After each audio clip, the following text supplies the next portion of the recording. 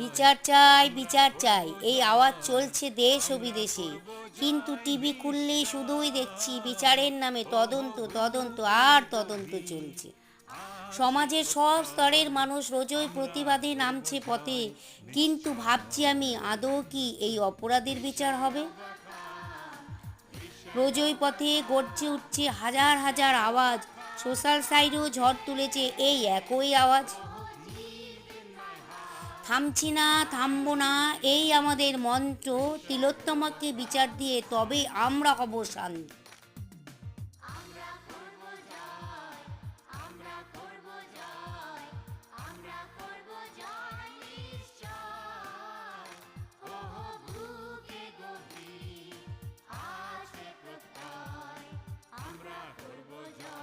নিশ্চয়।